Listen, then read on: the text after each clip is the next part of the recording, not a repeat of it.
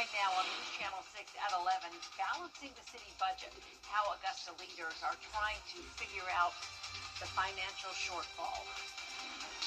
And a beloved local radio personality has died. We'll take a look at the legacy of Harley Drew as your News at 11 starts now.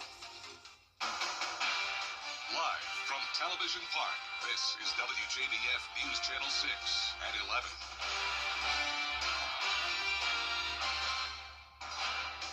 Good evening, everyone. I'm Jenny Montgomery. Thank you for joining us. Coverage you can count on begins with Augusta leaders facing some of the toughest budget decisions they've seen in years. City leaders sitting down to crunch the numbers. George Escala has the story. It was time for city leaders to get to work on a budget that has some saying, how did this happen? I'm not interested in any other detail until I can understand how this number grew so large overnight. That's what I want to find out. The administrators saying the deficit is years in the making, with rising costs for law enforcement, health care, and the loss of Rescue Act funds. The city facing a $20 million shortfall. The recommendation, a 3% cut in spending, and the largest tax increase request in years. I am not in support of a taxes, increasing the taxes. We need to look at other ways that we can do it. The administrators saying if there is no tax increase, there would need to be an 8% cut to all departments, including the sheriff. Will layoffs have to occur if we don't raise taxes? No, I'm not certain of that yet. I believe that there are other solutions before we get to that. The administrator suggesting the tax increase could be cut in half, but deeper spending cuts would be needed. Some tax increase is going to happen, don't you think? It's got to.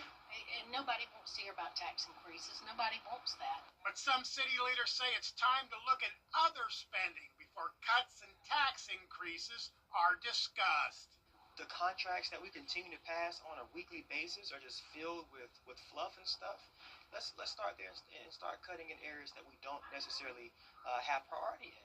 This was the first of 4 budget sessions, round 1 of this year's budget battle. In Augusta, George Escala, WJBF, News Channel 6. As the government shutdown continues, Chief Meteorologist Jenna Petracci joins us now for a first check of the forecast.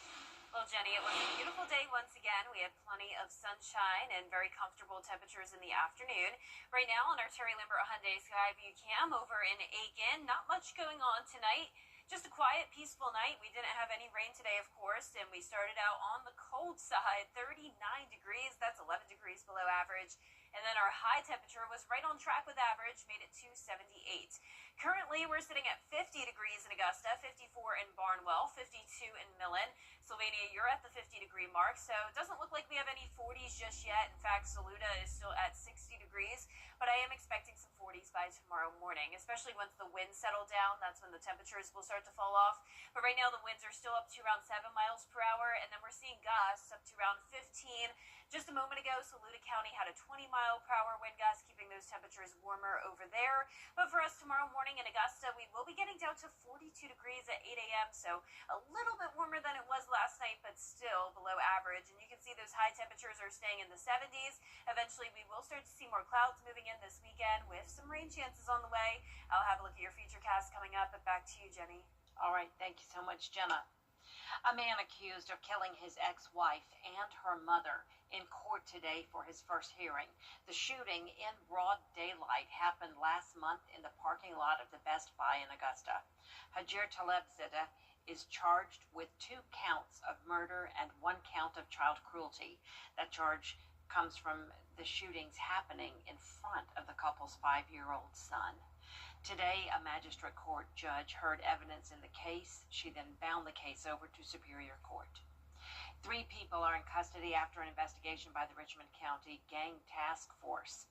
Damian Bell, Zaquan McNair, and Kenneth Tanksley all facing charges after a search at the Archer Green Apartments this afternoon.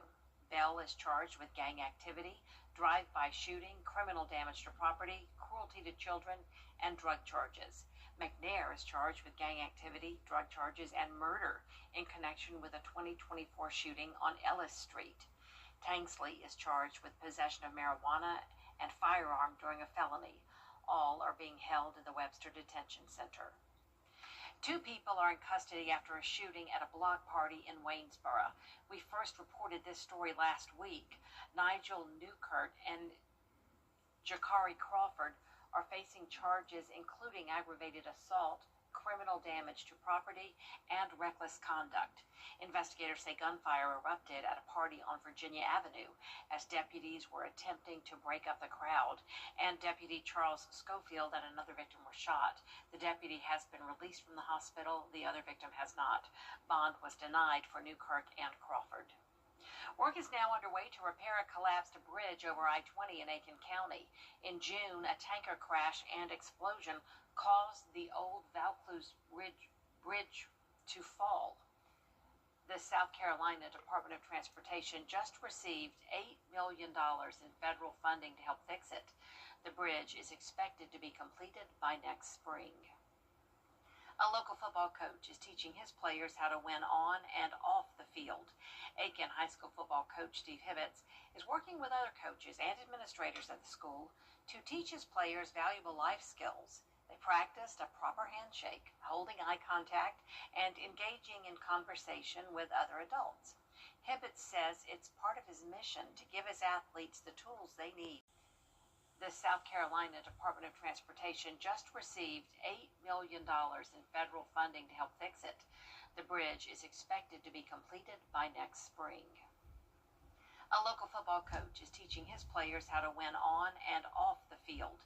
Aiken High School football coach Steve Hibbets is working with other coaches and administrators at the school to teach his players valuable life skills. They practiced a proper handshake, holding eye contact, and engaging in conversation with other adults. Hibbets says it's part of his mission to give his athletes the tools they need to succeed. We want them to have those skills that are going to help them be successful in whatever they do. And we just feel like the things that we're going to teach them, just football is not enough. We need to teach them those skills that are going to help them be successful in a job, social settings, being a better dad. So we have a lot of things planned for them. Coaches plan to have a new theme each week through the end of the year. Up next, they'll teach the student athletes how to handle job interviews and how to tie neckties.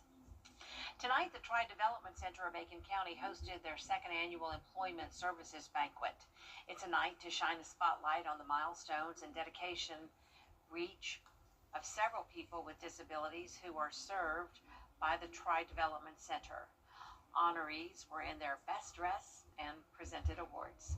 October is National Disability Employment Awareness Month, where we get to shine light on those in our program and the accomplishments that they made throughout the year. And we also like to thank the employers that actually support what we do and help us, our individuals obtain employment in the community as well. The event was held at the TDC West facility in Beach Island. The CSRA is mourning the loss of a beloved radio host. Harley Drew spent more than half a century in radio. He died today. Francis Loresca spoke to colleagues who shared the mic with him. He was so kind to me. He just always had my back. I think he was one of my biggest cheerleaders the whole time he and I worked together. And all I can say is I'm very, very grateful for the 2 decades plus that I had the honor of working with Harley. Mary Liz Nolan says handsome Harley was known for his warm voice and sense of humor. She remembers that he always loved inspiring children by talking with them about the stories he shared on air. That passion for storytelling began long before he hit the airwaves. As a child, he had a keen interest in radio. Harley was a big fan of radio as a child, and he used to stay up late at night and listen to distant stations on his AM radio. Matter of fact, he had to hide that radio from his own parents because they would literally come in the middle of the night and find him listening. And all that listening paid off. Drew received numerous broadcast awards throughout his career. Harley Drew was a very, very proud recipient of the Lewis Harris Award, which is the highest award that you can give to someone in media in the Augusta market. He was also honored for his 50 years in broadcasting in 2009.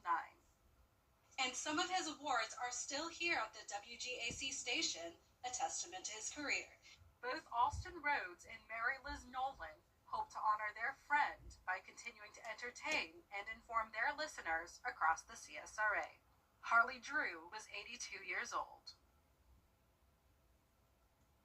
It's time to go see my good pal Jimmy. Xfinity. Imagine that. The News Channel 6 mobile app is now even better. Download it today. Now, your most accurate forecast with WJBF Live 5/6. Welcome back. I want to start out with a very special shout out to Kid of the Week. This is Susie from Martinez, and she is in the 6th grade. And ever since she was in the 3rd grade, she's dreamed of becoming a meteorologist one day, specifically the chief meteorologist over at Good Morning America. Maybe she could start here at WJBF on Good Morning Augusta one day, because she did a fantastic job. I let her try out the green screen, and I was super impressed, and I definitely think she has a bright future as a meteorologist. So Susie, it was great meeting you and your family on Tuesday. And then earlier today, I went over to Trenton, South Carolina, and spoke to this awesome group of 3rd and 4th grade students. And I definitely think we have some future meteorologists here as well. The students were so well behaved and excited to learn, and the staff here was so fantastic, and they're big fans of WJBF, so shout out to all of you as well. Thank you for hosting me today. On our Terry Lambert Hyundai Skyview cam outside the station, it is a clear and dry night, sitting at a cool 50 degrees with a light wind out of the east. We have dry air in place, and it's going to be another beautiful day tomorrow. Temperatures in the 50s for now, with those clear skies on satellite and radar with high pressure overhead. Looking over towards the west, though, we now have this low pressure system that's developed with scattered showers across Texas and up towards Oklahoma. This will soon become our next weather maker, bringing us an increase in cloud cover this weekend. It will be a mostly dry weekend, but we will have the possibility of a few showers on Sunday. So Saturday is looking the best for outdoor plans. And if you have the time for tomorrow is a great day for outdoor plans as well, as it will be beautiful in the afternoon and nice and comfortable in the mid-70s. Here's your football Friday night forecast. Our game night live game of the week is Strom-Thurmond. Saluda is coming to town there in Johnston. We're going to be at 62 at kickoff, 52 by the time the game is wrapping up. And be sure to tune in tomorrow at 4, 5, and 6 p.m. as I will be doing your live weather forecast at Strom-Thurmond High School.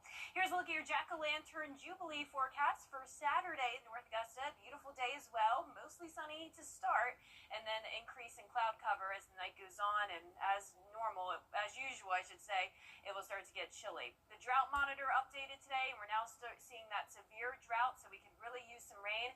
50% chance on Monday. That's looking like our best bet. And we could end up getting an inch or two by the time this is all said and done, Sunday through Thursday. But once again, Friday night is looking nice and dry. Then here comes this low pressure system. This is going to bring us some rain once again as early as Sunday. We'll be in that wedge setup with the warm front to the south of us, a northeast wind coming in, bringing us that cool, wet, and a rainy pattern for us as we go into Monday as well. You can see the possibility of some showers there, so we'll be tracking that for you very closely. The 10-day forecast showing those rain chances lingering into Thursday of next week with a cool down. Highs only in the mid-60s, a nice cool Halloween, back to sunshine and dry weather just in time for the holiday. All right, thank you so much, Jenna. Doctors Hospital of Augusta has a new graduate medical education space. A ribbon-cutting ceremony held earlier today. Doctors can now train medical graduates through a residency program. It's located in the Heart, Lung, and Vascular Building. The new space will have a simulation lab to represent service lines within Doctors Hospital. It will also have study rooms and lounges with showers and lockers. We know that there are not enough physicians in our community, and that there are a lot of unmet needs for healthcare services across the CSRA. This new residency program represents an opportunity for us to help bolster that future generation of physicians and make sure that our patients here at the hospital and our community across the CSRA can have access to quality health care. The first class of residents will arrive in July of 2026. Coming up, gambling reconnecting the NBA and the Mafia. We'll have the latest on the federal investigation when we come back. First, though, the winning numbers in tonight's South Carolina Lottery: pick 3, 639. And the pick 4 winning numbers: 2229. Fireball 5. We'll be right. Coming up, the Strom-Thurmond Rebels host the Saluda Tigers for Week 11 of Game Night Live. Hear from both coaches coming up in sports. Thank you for being here for the News Nation Town. Shop now at GeraldJonesAutoGroup.com. The WJBF Live Viper 6 Skyview Network is sponsored by Terry Lambert Hyundai. Low prices, big selection, and committed to quality customer service. Now, WJBF sports coverage you can count on. Well, week 11 of Game Night Live takes us to the Palmetto State, featuring a 2A Region 2 matchup between the Strom Thurmond Rebels and Saluda Tigers. Now, this game has important implications as to who will win the region. The Rebels sitting in first place with a 6-2 overall record, 5-3 in region play, and right behind them is the Saluda Tigers, who are 5-3 overall, 2-1 in the region. Batesburg-Leesville also shares the same record as Saluda. Now the Rebels lead the overall series 43-15 over the Tigers and are hoping that a win Friday night over their rival will put them in the driver's seat for the playoffs.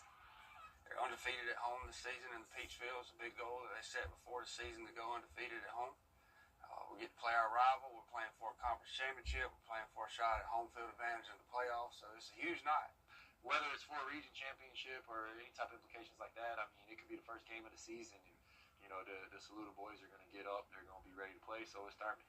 Like I said, it's a crosstown, big-time rival. So, you know, it doesn't take much to get the guys up to want to go after this one. Now kickoff is set for Friday, 7:30 p.m. on the CW6. Now we've got another Thursday night game this week, this time in South Carolina. The Bamberg-Ehrhardt Red Raiders hosting the Allendale-Fairfax Tigers. Red Raiders undefeated on the year, first place in their region, still in the first quarter here. Bamberg-Ehrhardt leads at 35-0. Handoff goes to Marcus Can Jr., makes a few cuts, gets to the outside, and then he's going to dive for the pylon here. That adds another touchdown. Then quarterback Chanston Crosby finds Jordan Beauvain. He breaks a tackle there, and he's off to the races. He takes it to the house. Bamberg goes up 49-0, and they improve to 9-0 on the season. They beat Allendale Fairfax 70-0. The Red Raiders will face Denmark Olar in their regular season finale. The Harlan Bulldogs looking to stay alive in the 3A softball bracket, going up against Heritage in the Sweet 16. Winner go home game 3. The winner advances to the Elite 8. Heritage up 8-3 in the top of the 5th. They would add on to their lead. Emma Tanner rips a base hit into center field, and they add on 4 more runs in the inning to make it 12-3. Harlan bats, though, looking to get back in it. Malia Winfrey with a sharp single past the shortstop. So then 2 runners on for Chloe Dent, who sends a bases-clearing RBI double over the center fielder's head to make it 12-5. But the Bulldogs come up short, ending their season in the Sweet 16 with a final score of 17-5. Now, day 1 of the Asia Pacific Amateur Championship wrapped up. 3 golfers shared the lead for first place. FIFA Lopakti, Billy Dowling, Kanhu Lee all sit at 6 under par. Now, the winner of this tournament will receive an invitation to compete in this year's Masters Tournament coverage. Now, that coverage continues on ESPN with the final round on Sunday. Jenny, back to you.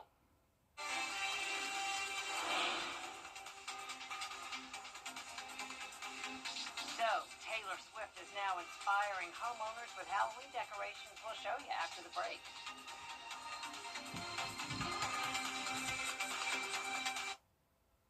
Merry Christmas from Whole Life Christian Bookstore. We are Augusta's one-stop shop offering a large selection of Bibles, books, and faith classics. You'll find unique gifts, cards, music, and more. And as always, you'll receive complimentary printing and gift wrap. Need church supplies?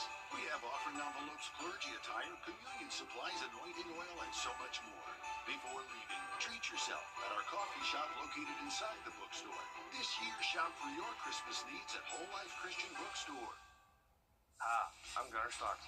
Good about, and a complimentary lifetime warranty. One more round of completely sunny skies tomorrow. It's going to be a beautiful day, 75 in the afternoon, then low 70s over the weekend with clouds moving in. Just a slight chance of rain on Sunday, then a higher chance on Monday. We could have 1 to 2 inches of rain by the time next week is done, but drying out for Halloween and a dry first weekend of November. Jenna, you and Gianna are going to love this one. It's the life of a skullgirl for a Taylor Swift fan in Phoenix, Arizona. She decked out her home with Taylor Swift-themed skeletons, song lyrics, and even a recreation of Travis Kelce's marriage proposal. It also has a station for friendship bracelets. Since the house is getting so many visitors, the homeowners taking donations to help a local boy who's battling a rare disease. Wow, how creative and fun is that? Taylor Swift is everywhere. Amazing. I love it. Life of a schoolgirl. So Life creative. of a schoolgirl, that's right. Well, that is our report for now, everybody. Thanks for watching, and make sure you watch Mary, Barkley, and John for Good Morning Augusta. Good night.